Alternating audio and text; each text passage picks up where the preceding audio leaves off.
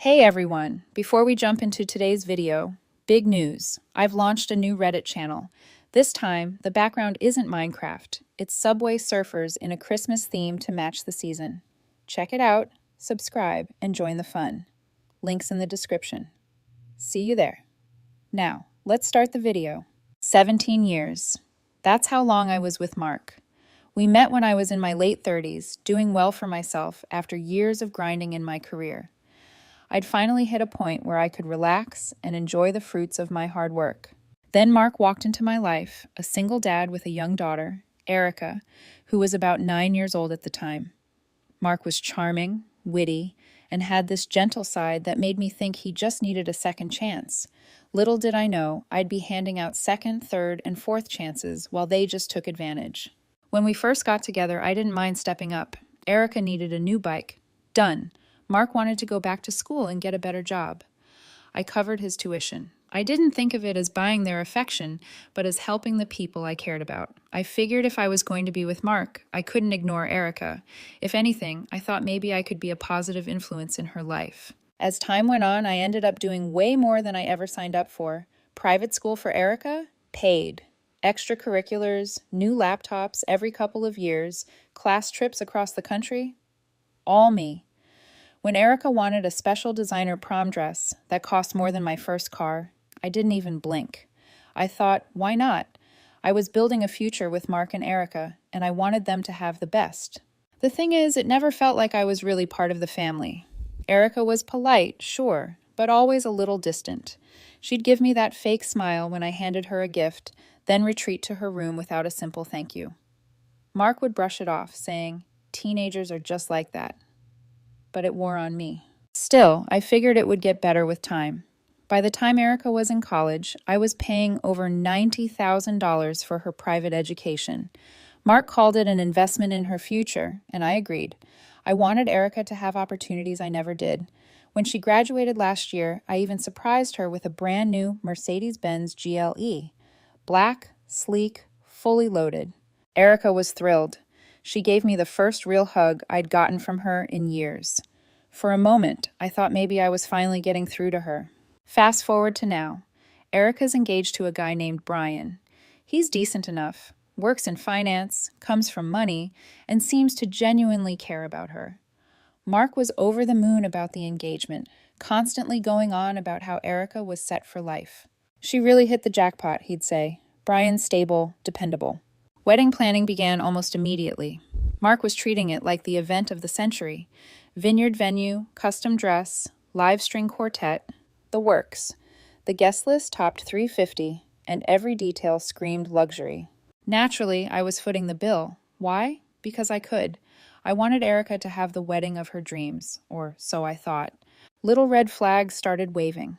Erica and Mark would have wedding planning sessions without me. "It's just girl stuff," he'd say, brushing me off. When I suggested inviting some of my close friends, Mark looked at me and said, "The list's already tight." Tight. There were 350 names on that list, but apparently no room for the people who'd stood by me for decades. Let's talk about Olivia. Deadbeat doesn't begin to cover it. If there were a Hall of Fame for absentee moms, her face would be etched on the door. I'd been with Mark for 17 years, and in all that time, I can count on one hand how many times Olivia showed up for Erica. And when she did, it wasn't meaningful. She'd pop in, drop a few sugary lines, then vanish again. The wild part? Erica treated her like some kind of superhero. She'd light up when Olivia called or visited. "Mom's here!" like the queen had arrived. Meanwhile, I was the one who was there day in and day out. No child support, no birthday presents, not even a single card. One time, Mark told me Olivia was going through a rough patch after the divorce. Poor woman just needed space to figure herself out. What she needed was a job and a reality check. But Mark never pushed her. He made excuses for her like it was a full-time job. "She's still her mom," he'd say, like that gave her a free pass to be completely absent. What really killed me was how Olivia showed up just enough to keep Erica emotionally hooked. Not out of the picture, no. That would be too simple. She'd breeze in once or twice a year, take Erica out for a mediocre dinner, offer some vague life advice, and disappear. and Erica would come home beaming, like she'd just had brunch with Oprah. Don't even get me started on Mark. He always made sure Olivia had a seat at the table, literally. One time she called out of the blue, said she wanted to reconnect with Erica after a solid year of silence. And what did Mark do? Cooked a fancy dinner, made sure Erica was dressed up, and then asked me to leave the house so they could have family time. I went along with it because I didn't want to be the bad guy. I figured if Erica needed Olivia in her life, I wouldn't stand in the way. I thought I was being the bigger person. In hindsight, I was just being played.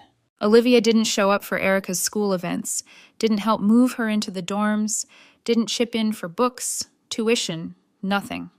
But somehow, she still got to be mom. And me? I was the glorified bank account. One time I tried talking to Mark about it. I said, "It feels like I'm doing all the work while Olivia gets all the credit." He gave me this exhausted look and said, "You're overthinking it. Erica loves you. Olivia's just Olivia." What does that even mean? But I dropped it, because arguing with Mark about Olivia was like trying to nail Jell-O to a wall. Then came the wedding. When Erica announced she was engaged, I was genuinely happy. I thought, this is it. I finally get to be part of something big. Then the invitations came. I opened mine, expecting to see my name, maybe even a mention as a parental figure. But nope. It was there in plain ink. Olivia Johnson, mother of the bride. No mention of me, no acknowledgement. I might as well have been the caterer. I wanted to talk to Erica about it, but what was the point? She'd just say it was a mistake, or that it wasn't a big deal. But it was. It was massive. I'd spent 17 years being a second mom, and now I was being completely erased. And Olivia? She was soaking up every second. I caught her smirking when Mark mentioned the mother-daughter dance. I wanted to wipe that smug look off her face, but I kept calm. Barely. At this point, it wasn't even about the money. I didn't care about the tens of thousands I'd poured into Erica's life. I cared about the principle. It wasn't fair, and it wasn't right. And then came the dinner that changed everything. It was a Friday night. I'd booked one of the most exclusive restaurants in the city for a pre-wedding celebration. Private dining room, customized menu, world-class service. I spared no expense. I figured this was Erica's big moment, and I was happy to give the family a night to remember. Turns out it was the night that made me remember why I should have walked away long ago. Everyone was there. Mark, Erica, Olivia, Brian and Brian's parents, Linda and Robert. I'd arranged everything with care, from the flower arrangements on the table to the wine pairings. Not that I drank, but I knew they would appreciate it. I just wanted us all to feel like one united family. Foolish me. At first, things seemed fine. The mood was light, the food looked divine, and Brian's parents were all smiles. Erica was glowing as she talked about her dress and the custom floral arches. Olivia?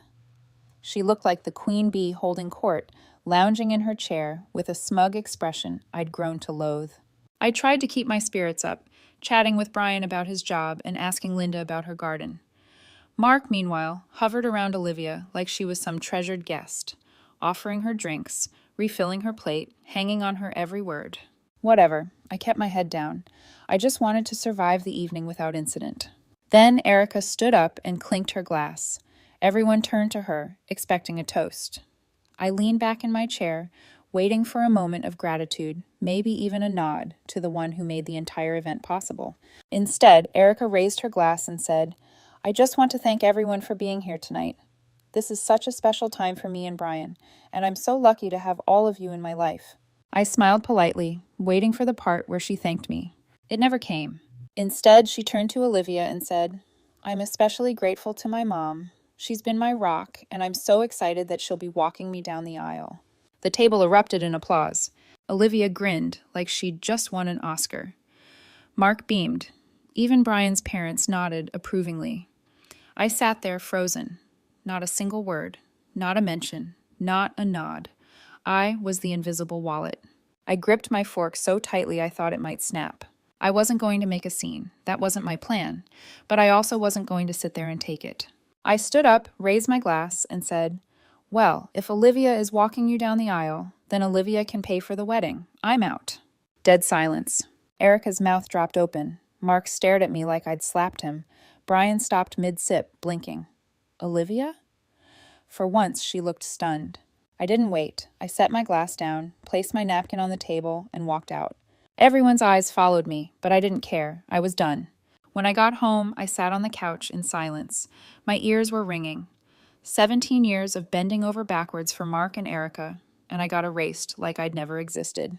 Olivia, who did absolutely nothing, got to play Mother of the Year while I played the fool. An hour later, the door opened. Mark came in, face flushed with anger. "What the hell was that?" he barked. I looked up, calm. "That," I said, "was me finally standing up for myself." "You embarrassed Erica in front of everyone," he snapped. "You couldn't have picked a worse time to make a scene." "A scene?" I laughed bitterly. The scene was Erica thanking Olivia for being her rock while I sat there like an idiot. And you let it happen. Mark rolled his eyes. "You're being dramatic. Olivia's her mom. That's what she wants." "And what about what I want, Mark?" I asked, my voice rising. "Does that ever matter? Or am I just the woman who funds everything while you two play happy family with someone who barely shows up?" He didn't have an answer. Instead, he accused me of ruining Erica's big night and making it about myself. There was no reasoning with him. I saw that now. That night, I made a decision. I wasn't going to let them use me anymore. The next morning, I got up early and opened my laptop. I logged into the joint account Mark and I shared and transferred every penny I'd put in for the wedding into my personal account. Mark hadn't worked in years, and I wasn't about to let him siphon off money for a wedding I was no longer supporting. Then I grabbed my phone. First, the caterer, a high-end company with a 5-star reputation. I explained the situation, vaguely, of course, and they agreed to cancel without penalty, full refund, one down. Next, the venue. The deposit was non-refundable, which I expected. I didn't argue. Losing $10,000 was worth getting out of this mess. While on hold with the venue, I spotted my car keys, and it hit me. Erica's Mercedes. Technically, it was mine, registered in my name. I'd gifted it to her after graduation, thinking it would make her happy. Now, I logged on to a car listing app and posted it. Within hours, I had a buyer lined up. By week's end, the Mercedes was gone, and I had $50,000 in my pocket. It felt fantastic. I continued down the vendor list. Photographer, florist, band, cake designer. Each call was another small victory. Some were understanding, others annoyed. But I didn't care. I clawed back nearly $30,000 by day's end. Mark said nothing. He must have realized I wasn't bluffing. Normally, he'd be hovering, asking what I was doing. Now? Radio silence. Maybe he thought I'd cool off. Wrong. By the time he finally confronted me, I had a neat stack of receipts and contract cancellations on the kitchen table. "What's all this?" he asked. "I'm canceling the wedding," I said flatly. He stared at me, jaw slack. "You're what?" "You heard me," I said. "I'm not paying for a wedding where I'm treated like an outsider. If Olivia wants to be the star, let her pay for it." "You can't just do this," he hissed. "Erica's counting on you." "Is she?" I shot back. "Because from where I'm standing, she's counting on Olivia." Mark tried everything. Guilt, anger, even tears. "You're being selfish," he said. I stood up, towering over him. "Selfish?" I repeated. "Selfish is erasing me from Erica's life while I paid for everything. Selfish is letting Olivia waltz in and take credit for things she didn't do. If you think I'm selfish, maybe you should look in the mirror." Mark stormed out, slamming the door. I didn't chase him. I didn't even flinch. That night, I slept like a baby. The next morning, I woke up early and continued making calls. Canceled the string quartet, got most of the deposit back, stopped production on the custom invitations. Full refund. By the end of the day, the wedding was a ghost. No venue, no vendors, no car. And for the first time in years, I felt at peace. Mark barely said a word after that. He shuffled around the house like a ghost, sleeping in the guest room and avoiding eye contact. Erica, on the other hand, went into full meltdown mode. She blew up my phone with texts, at first indignant, then pleading. "You ruined everything. I don't understand why you're punishing me. I just wanted my mom involved. Can we please talk? You're making everything so stressful for me. This is supposed to be the happiest time of my life." Stressful? The irony was almost laughable. I stared at her messages, each more manipulative than the last, and didn't respond. If she truly wanted to talk, she could start by acknowledging how she'd treated me. But she never did. The following day, Mark cornered me in the kitchen while I was making coffee. "We need to talk," he said. I sighed. "About what?" You know what? He snapped. You're ruining Erica's wedding. She's been crying nonstop. You canceled everything, Layla. What the hell is wrong with you? I turned to face him, coffee mug in hand. Good. Maybe now she'll finally understand what it feels like to be dismissed. You're being ridiculous, he hissed. This isn't about you. No, Mark, this is exactly about me. Because I was the one paying for everything. That gives me a say, and I was written out like I was nothing. That set him off. He launched into a dramatic rant about how I was tearing the family apart and acting like a child. I let him go on, his voice rising, his arms flailing, until he started to tear up. That's when I stopped him. Mark, I said evenly, where was all this concern when Erica excluded me from the wedding? When the invitations named Olivia and erased me? When she stood up and thanked Olivia while I paid for the damn dinner? He opened his mouth, but I held up a hand. No, don't answer. We both know the truth.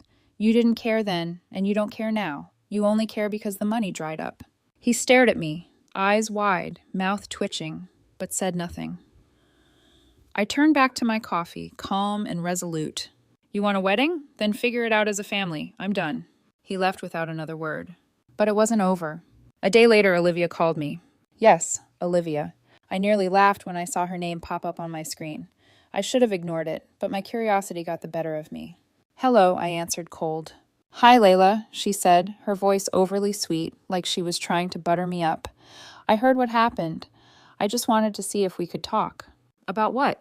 Well, Erica's devastated. I know things got a little tense, but maybe we can find a way forward. For her sake. For her sake? I repeated, incredulous. Are you really calling me to guilt trip me into paying for a wedding I was excluded from? No, that's not what I meant, she backpedaled. I think emotions got high, and maybe you overreacted a little. Click. I hung up on her mid-sentence. I didn't want to hear it. Not from her, not after everything. That night, Mark made one last attempt. He walked into the living room holding an envelope. His face was tight, like he was trying to hold it together. What's that? I asked without looking up. It's from Erica, he said quietly. She asked me to give it to you. I took the envelope and turned it over in my hand. It was handwritten. That surprised me. Erica always preferred texting. I opened it. The letter was long, too long, full of half apologies and polished excuses. I'm sorry if I made you feel left out. I didn't mean to exclude you. I just wanted to honor my mom. The usual song and dance. There was no true accountability, no acknowledgement of the sacrifices I made, the money I gave, the effort I poured into her life. It read like something drafted by someone desperate to save their dream day, not someone who realized they had deeply hurt another person. When I finished reading, I set the letter down. If that's her idea of an apology, I said, she's got a lot to learn. She's trying, Mark said weakly. She just wants her wedding back. I stood. She can keep wanting. He didn't argue. He just sat there, shoulders slumped, staring at the floor. For a brief moment, I almost felt bad for him. Almost. But then I remembered all the times he let Olivia walk all over me. All the times he put Erica's every whim ahead of my voice, my efforts, my existence. Whatever sympathy I had dissolved instantly. The next day the news spread. The wedding was officially canceled. Apparently, Erica tried to scale it down, hoping Brian's family would step in to help cover the costs. They didn't. Word had it the whole thing ended in a blowout argument, and Brian's parents pulled their support entirely. Mark moved out a week later, took only what he could carry. Thanks to the prenup, the divorce was straightforward. He didn't get a dime. I changed the locks, closed the joint accounts, and started fresh. I blocked them all, Erica, Mark, Olivia, from my phone, my email, my life. Let Greg handle their mess now. I was done. And let me tell you something, it felt incredible. In the weeks that followed, my life was peaceful. Not the kind of peace that comes from a beach vacation or a good night's sleep. No, this was deeper, quieter. The kind of peace that comes when you finally stop pretending, stop sacrificing yourself for people who never appreciated you in the first place. I went back to work with a clear head. My coworkers said I looked different, lighter. I smiled more. I slept better. I cooked dinners for myself and took long walks in the evening. I even picked up a hobby I'd been putting off for years, painting. For the first time in nearly 2 decades, I wasn't budgeting my emotions around someone else's needs. I wasn't calculating how to keep everyone else happy while slowly disappearing in the process. But the silence didn't last forever. One Thursday afternoon, my phone buzzed, a number I didn't recognize. I almost ignored it. But something, curiosity maybe, made me swipe to answer. Hello? Hey, it's Olivia. I closed my eyes, of course. I know you probably don't want to hear from me, she said quickly, her tone hesitant, but I wanted to tell you something. I didn't respond. It's over, the wedding's off. I stayed silent. She and Brian broke up. Apparently his parents didn't take well to how everything went down. Said it was too much drama. He ended things a few days ago. Still, I said nothing. I just thought you'd want to know. I don't, I said finally, but thank you for confirming it. There was an awkward pause. I could almost hear her breathing on the other end. She's really hurting, Layla. I exhaled sharply through my nose. Yeah, so was I. Another silence. Look, she said, I know I didn't do much, but I didn't mean to come between you and Erica. I didn't know how to fix it. You didn't want to fix it, I corrected. You wanted to be adored without putting in the work. And Mark let you, Erica let you, I let you. She didn't respond to that. I didn't expect her to. Goodbye, Olivia. And I hung up. It was the last time I ever heard from her. A few days later, I got a letter in the mail. No return address, but I knew the handwriting instantly. It was from Erica. I let it sit on the counter for a week before I even opened it. When I finally did, I made myself a cup of tea, sat down at the dining table, and braced myself. It was short, only a few paragraphs. She wrote about how things had spiraled out of control, how she hadn't meant to hurt me, how she'd been caught up in the wedding, the excitement, the pressure. But again, no real apology, just regret that things didn't go the way she'd hoped. She ended it with, I don't know if we can ever rebuild what we had, but I'm willing to try, if you are. I folded the letter, placed it back in the envelope, and set it in the back of a drawer. I wasn't ready to respond, and I wasn't sure I ever would be. Because here's the truth. Sometimes people say they didn't mean to hurt you, but the reality is they didn't mean not to. There's a difference. They didn't stop themselves. They didn't pause to ask, how will this make her feel? They just kept going, because your feelings weren't a priority. That was the hardest pill to swallow. It wasn't that they were evil. It wasn't that they set out to destroy me. It was that I never truly mattered in the way I thought I did. I was convenient. I was useful, but I wasn't valued. And that realization broke me, but it also freed me. I no longer look back hoping they'll come around. I no longer imagine a heartfelt apology or a tearful reunion. I don't need it. I have myself, and that's enough. I still have the ring Mark gave me all those years ago. It sits in a little velvet box in the back of my closet. I don't look at it often, but when I do, I don't feel bitter. I feel wiser.